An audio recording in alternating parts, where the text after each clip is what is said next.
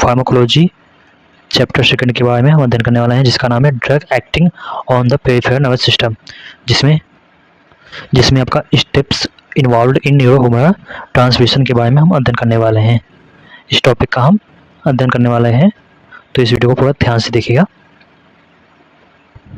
देखिएगा, और इसका पीडीएफ मैं टेलीग्राम पे दे दूंगा। आप टेलीग्राम पे नहीं है तो व्हाट्सएप चैनल पे आपको हमारे व्हाट्सएप चैनल को ज्वाइन कर लीजिए टेलीग्राम, उस पर यहाँ पे आपको पीडीएफ यहाँ पे इसका मिल जाएगा। तो यहाँ पे पीएनएस क्या होता है, जिसे शॉर्ट फॉर्म जानते हैं, पीएनएस का बोलते हैं, क्या बोलते हैं, पीएनएस बोलते हैं। पीएनएस का फुल फॉर्म क्या होता है, पेरिफेरल नर्वस सिस्टम, ठीक है। यहाँ पे इनको दो भागों में बांटा गया है, एक सोमैटिक नर्वस सिस्टम, एक ऑटोनॉमिक नर्वस सिस्टम, दो भागों में बांटा गया है। फिर एपिस्टिक नर्वस सिस्टम को हम बोलते हैं वॉलंटरी मूवमेंट, ठीक है, जिसमें स्केलेटल मसल्स आ जाते हैं। अब बात करें हम यहाँ पे सेकंड पार्ट है ऑटोनॉमिक नर्वस सिस्टम। ऑटोनॉमिक में इन वॉलंटरी मूवमेंट, मतलब जिसे हम कंट्रोल नहीं कर सकते हैं। क्या नहीं कंट्रोल सकते हैं? क्या आप हृदय को अपनी कंट्रोल कर सकते हैं? क्या आप हृदय से बोल सकते हैं कि कम धड़को ज़्यादा धड़को? नहीं कर सकते ना। तो यहाँ पे सोमैटिक हो गया। सोमैटिक क्या होता है, जिसमें हम अपने इच्छानुसार मूवमेंट को कंट्रोल कर सकते हैं, अपनी इच्छानुसार मूवमेंट कर सकते हैं। सोमैटिक। ऑटोनॉमिक मतलब जो ऑटोमेटिक हो, जिसे हम कंट्रोल नहीं कर सकते, जैसे कि drug acting on the peripheral nervous system, जिसे हम शॉर्टकट में पीएनएस बोलते हैं। पेरिफेरल नर्वस सिस्टम को हम क्या बोलते हैं, पीएनएस बोलते हैं। और सेकंड है ऑटोनॉमिक नर्वस सिस्टम। यहाँ पे सोमैटिक नर्वस सिस्टम को क्या बोल सकते हैं, यहाँ पे इसे हम बोल सकते हैं वॉलंटरी मूवमेंट, मतलब जिसे हम कंट्रोल कर सकते हैं, जिसे हम स्केलेटल मसल्स होते हैं, इसे क्या हम अपनी इच्छा से कंट्रोल कर सकते हैं, हाथ को मूवमेंट कर सकते हैं, ठीक है। जो अपनी इच्छा से हम कंट्रोल कर सकते हैं वो कहते हैं वॉलंटरी ऐच्छिक मूवमेंट, जिसे बोलते हैं। वॉलंटरी मतलब जिससे होता है ऐच्छिक होता है। जिससे ऑटोनॉमिक नर्वस सिस्टम क्या होता है, ऑटो मतलब ऑटोमेटिक से याद कर लो, जो ऑटोमेटिक चले, जिसको हम बंद नहीं कर सकते, जिसमें चालू नहीं कर सकते हम, ठीक है। ऑटोनॉमिक नर्वस सिस्टम, जिसे हम इनवॉलंटरी मूवमेंट भी बोलते हैं, जिसमें क्या आता है, हार्ट हो गया, आपका हृदय हो गया, स्मूथ मसल्स हो गया, ग्लैंड्स हो गया, ये क्या है, ये ऑटोमेटिक चलते हैं। ये ऑटोनॉमिक नर्वस सिस्टम के अंतर्गत इनवॉलंटरी मूवमेंट जिसे हम बोल सकते हैं आता है इसके अंदर, जिसे हम कंट्रोल नहीं कर सकते हैं। हार्ट को हम कंट्रोल कर सकते हैं, नहीं कंट्रोल कर सकते हैं। तो स्मूथ मसल्स हो गए हैं, ठीक है, जिससे आपका स्मूथ मसल आपका यहाँ पे हो गया, ये सब हम क्या कंट्रोल कर सकते हैं, नहीं कंट्रोल कर सकते हैं। और ग्लैंड्स क्या हो गया, जो एंडोग्राम एक्सोग्राम ग्लैंड्स होता है, हम उसे कंट्रोल कर सकते हैं, वो भी हम कंट्रोल नहीं कर सकते, इसलिए यहाँ ये किस में आएगा, ऑटोनॉमिक नर्वस सिस्टम के अंतर्गत ये आएगा। तो यह आपको मालूम हो गया पीएनएस क्या होता है, ठीक है। अब ऑटोनॉमिक नर्वस सिस्टम या इनवॉलंटरी मूवमेंट को दो भागों में बांटा गया है। पहला है पैरासिम्पैथेटिक डिवीजन और दूसरा है सिम्पैथेटिक डिवीजन, ठीक है। यहाँ पे पैरासिम्पैथेटिक डिवीजन क्या होता है, जिसे रेस्ट एंड डाइजेस्ट कहते हैं। क्या करते हैं, रेस्ट एंड डाइजेस्ट। और यहाँ पे सिम्पैथेटिक डिवीजन क्या होते हैं, एक्शन एंड अलर्ट, जिसे तिबल-एफ हम कहते हैं, फियर फाइट एंड फ्लाइट, ठीक है, तिबल-एफ भी कहते हैं। यहाँ पे एक पॉइंट यहाँ पे नोट कर लीजिए आप, यहाँ पे आपसे पूछा जाता है ये न्यूरोट्रांसमीटर क्या होते हैं। ये आपको जब इस चैप्टर के आगे हम न्यूरोट्रांसमीटर के बारे में बताएंगे तो आप शब्द का यूज करेंगे, तो आपको ये जानना होगा न्यूरोट्रांसमीटर होते क्या है पहले। तो इट्स केमिकल कंपाउंड, ये क्या है, केमिकल कंपाउंड होते हैं जो कि कुछ अमीनो एसिड और कुछ हार्मोन से मिलकर बनती हैं। क्या होते हैं ये केमिकल कंपाउंड होते हैं जो कुछ अमीनो एसिड प्लस हार्मोन से मिलकर ये बनते हैं, को क्या बनते हैं, न्यूरोट्रांसमीटर बोलते हैं, न्यूरोट्रांसमीटर बनते हैं। इंग्लिश में देख सकते हैं, it is specific chemical signals allowing communication between nerve cells. क्या हो गया, nerve cells and effector cells या ऑर्गन, मतलब नर्व सेल्स और इफेक्टर ऑर्गन के बीच में जो कम्युनिकेशन होता है, जिस केमिकल सिग्नल के माध्यम से, वो क्या होते हैं, वो केमिकल सिग्नल क्या होते हैं, न्यूरोट्रांसमीटर होते हैं, ठीक है। यहाँ पे एक पॉइंट और नोट कर लीजिएगा, जहाँ पर न्यूरॉन्स के गांठ होते हैं उसे हम गैंग्लिया बोलते हैं। क्या बोलते हैं, गैंग्लिया बोलते हैं, जिससे ऑटोनॉमिक नर्वस में हम क्या बोलते हैं, ऑटोनॉमिक गैंग्लिया बोलते हैं, ठीक है।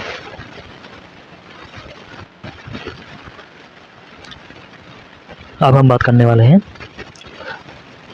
ये आपका मेडुला हो गया, ठीक है, ये मेडुला हो गया, ये स्पाइनल कॉर्ड हो गया, जो कि हड्डी के बीच में है, स्पाइनल कॉर्ड। ठीक है, इससे क्या होते हैं, न्यूरॉन्स लगे होते हैं। क्या लगे होते हैं, न्यूरॉन्स लगे होते हैं। अब न्यूरॉन्स को हम जैसे आपके स्पाइनल कॉर्ड से क्या होते हैं, लगे होते हैं। ठीक है, तो यहाँ जो स्पाइनल कॉर्ड से लगा हुआ है ये पहले पड़ जाता है, तो इसे हम क्या बोलेंगे, प्री। प्री मतलब पहले, सिनेप्टिक न्यूरॉन्स बोलेंगे। क्या बोलेंगे, प्री सिनेप्टिक न्यूरॉन्स बोलेंगे। यहाँ पे जो बाद में है इसे क्या कहेंगे, पोस्ट सिनेप्टिक। क्या बोलेंगे, पोस्ट सिनेप्टिक न्यूरॉन्स बोलेंगे। क्यों, क्योंकि ये बाद में है। इसके बाद में क्या आएगा, ये दोनों बीच में गैप है, देख सकते हैं, तो इसलिए यहाँ पे पोस्ट सिनेप्टिक न्यूरॉन्स बोलेंगे इसे। तो ये जो बीच में जगह होता है इनके, ये वाला पार्ट के, ये पार्ट के जब हम काट के यहाँ पे निकालेंगे तो ये जो बीच का जगह होता है ये वाला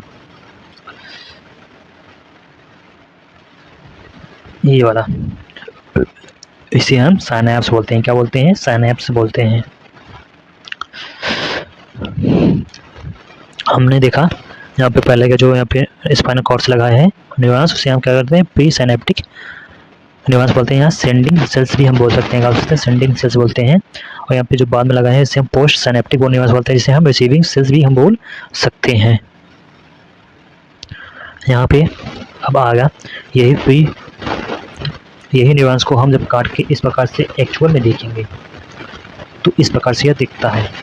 देख सकते हैं ये क्या है, प्री सिनेप्स हो गया, ये पोस्ट सिनेप्स हो गया, ये बीच में जगह हो गया, क्या हो गया, सिनेप्स हो गया। क्या हो गया, सिनेप्स हो गया। ये कंफ्यूज मत रखिएगा कि यहाँ पे हम सिनेप्स बोल रहे हैं। हम क्या कर सकते हैं, प्री सिनेप्टिक को हम प्री सिनेप्स भी बोल सकते हैं, और पोस्ट सिनेप्टिक को हम पोस्ट सिनेप्स भी बोल सकते हैं। और जो बीच का जगह होता है उसे हम सिनेप्स भी बोलते हैं, यानी सिनेप्स के आगे का पार्ट को प्री बोलेंगे और बाद के पार्ट को हम पोस्ट बोलेंगे। तो यहाँ पे जो बीच का जगह है ये सिनेप्स होता है। यहाँ पे जो पोस्ट सिनेप्स होता है, यहाँ पे कुछ यहाँ पे रिसेप्टर्स लगे होते हैं, जिसे यम और यन रिसेप्टर्स कहते हैं। आगे हम इसके बारे में डिस्कस डिटेल में करेंगे। तो यहाँ पे ऐसे क्या होते हैं, सिनेप्स होते हैं। प्री सिनेप्स के बगल में क्या होते हैं, इस एक्स्ट्रा सेलुलर फ्लूइड में कोलिन और सोडियम आयन यहाँ पे मौजूद होते हैं। क्या मौजूद होते हैं, सोडियम, कोलिन और सोडियम आयन मौजूद होते हैं। क्या मौजूद होते हैं, एक्स्ट्रा सेलुलर फ्लूइड में। एक्स्ट्रा मतलब इसके बाहर जो फ्लूइड होते हैं उसमें हम कोलिन और सोडियम आयन मौजूद होता है, जिससे प्लस प्लस है, आप देख सकते हैं ये सब क्या होता है, प्लस में होते हैं, पॉजिटिव होते हैं। ठीक है, देख सकते हैं यहाँ पे आयंस है ना, तो आयंस पॉजिटिव में ही होंगे ना।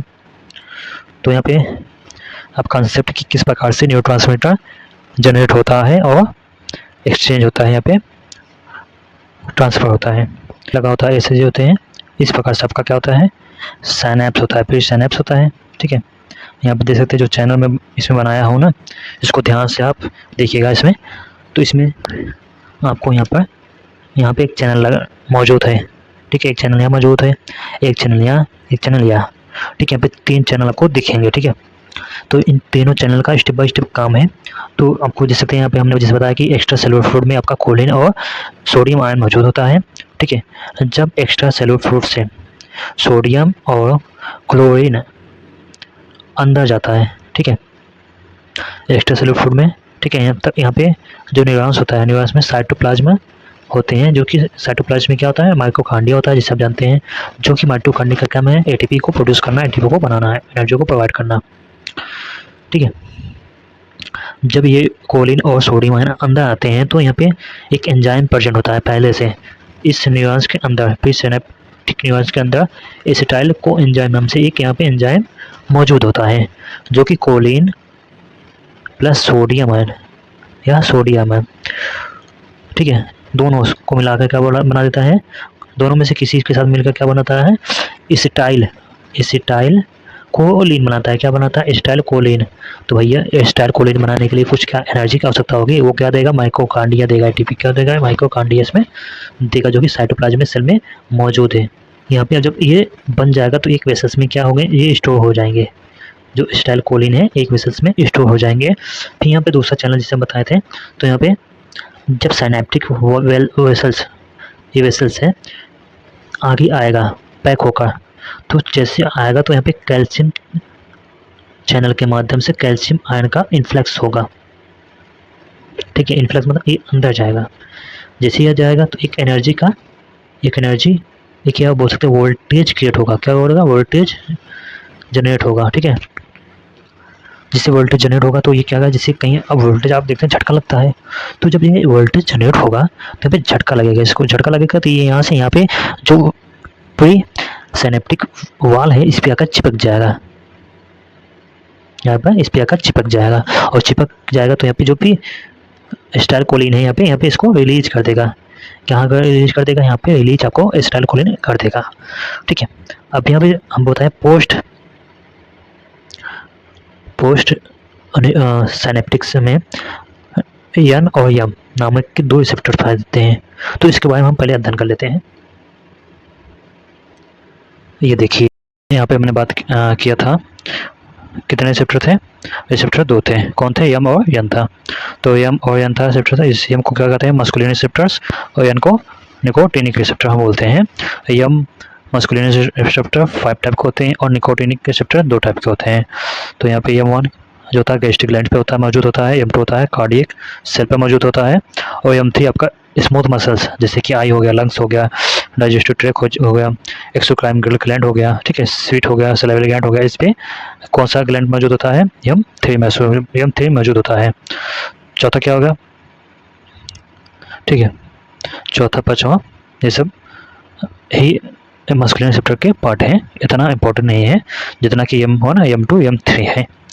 तो यहाँ पे देख सकते हैं ये जो है ना, इसे हम क्या बोलते हैं? पोस्ट गैंग्लियोनिक कोलिनर्जिक नर्वस बोलते हैं। क्या बोलते हैं? पोस्ट गैंग्लियोनिक कोलिनर्जिक नर्वस बोलते हैं।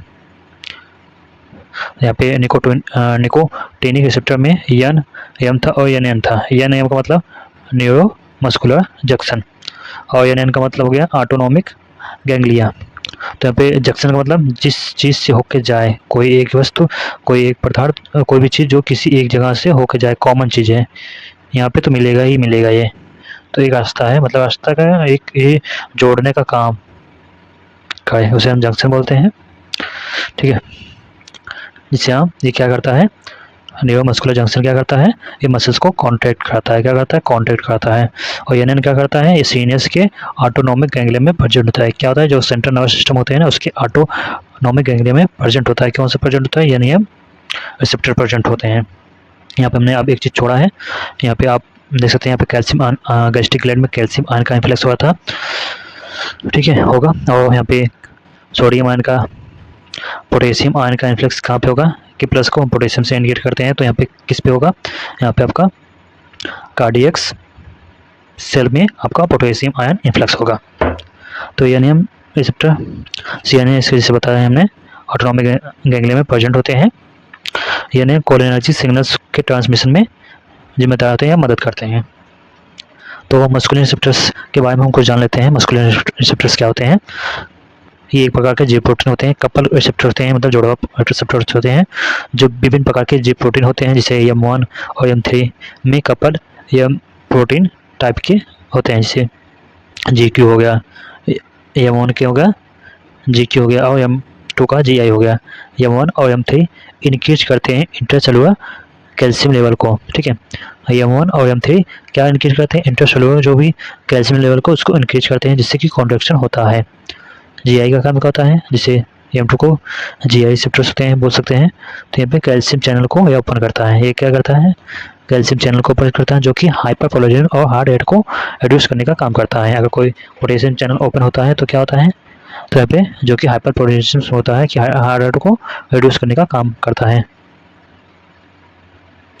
यानी हार्ट रेट को यह कम कर देता है एक्चुअल में। तो हम बात करेंगे अब ये किस प्रकार से न्यूरो ट्रांसमिशन में न्यूरॉन्स ट्रांसफर होते हैं। ठीक है, हमने बताया था जिससे आपका यहाँ पे रिसेप्टर के बारे में मैंने बात कर लिया था। तो यहाँ पे जो रिसेप्टर्स होते हैं इसी पे जाकर ये जो एसिटाइलकोलिन है यहाँ पे बाइंड होकर वो अपना फार्माकोलॉजिकल एक्शन शो करता है। ठीक है, अगर कोई ड्रग भी काम करना होगा, ड्रग भी अगर काम करेगा तो क्या करेगा? तो अगर जैसे किसी को जैसे हार्ट रेट बढ़ा है किसी का, तो उसको इसमें हम किस रिसेप्टर कौन से ड्रग देंगे ताकि जो हार्ट रेट को कम हो जाए। तो यहाँ पे हार्ट रेट के लिए कौन सा जिम्मेदार था? M3 जिम्मेदार था। तो हम M3 रिसेप्टर को क्या करेंगे? इनहिबिट करेंगे। तो यहाँ पे सीधा यम है ना। तो ऐसे हम कोलिनर्जिक ड्रग एसिटाइल कोलिन यहाँ पे यम रिसेप्टर्स पर जाके बाइंड करेगा, जिससे कि जो कि एक्शन फार्माकोलॉजिकल एक्शन होगा, जो हम ड्रग देंगे तो ये क्या करेगा, इस एसिटाइल कोलिन से पहले जाकर ये यम रिसेप्टर से बाइंड हो जाएगा, जो कि एसिटाइल कोलिन यहाँ पे बाइंड नहीं हो पाएगा, जिससे कि वो हार्ट रेट नॉर्मल ही बना रहेगा, कम नहीं होगा या ज़्यादा नहीं होगा। जो भी आपका कॉन्ट्रैक्शन होगा वो नहीं होगा ज़्यादा, तो रिलैक्स हो जाएगा। तो इसलिए ये दवाएं दिए जाते हैं ताकि आपके पोलराइजेशन और डिपोलराइजेशन हो सके। तो यहाँ पे हम जब यहाँ पे जो एसिटाइल कोलिन यहाँ पे बच गया तो यहाँ पे रीअपटेक हो जाएगा, यहाँ पे फिर से ये जाके वापस अंदर चले जाएगा, ये टूट जाएगा। किसकी मदद से, यहाँ पे एक एंजाइम होता है एसिटाइल कोलिन प्लस एसिटेट में तोड़ने के लिए कोलिन स्टेज नाम का एक एंजाइम होता है, जो कि एसिटाइल कोलिन प्लस एसिटेट को में तोड़ देता है। यहाँ पे देख सकते हैं सोडियम आयन के अंदर जाने को हम क्या बोलते हैं, डिपोलराइजेशन बोलते हैं। कोलिन एक चैनल है जो कि न्यूरोट्रांसमीटर के सिग्नल को न्यूरोट्रांसमीटर के सिंथेसिस में मदद करता है।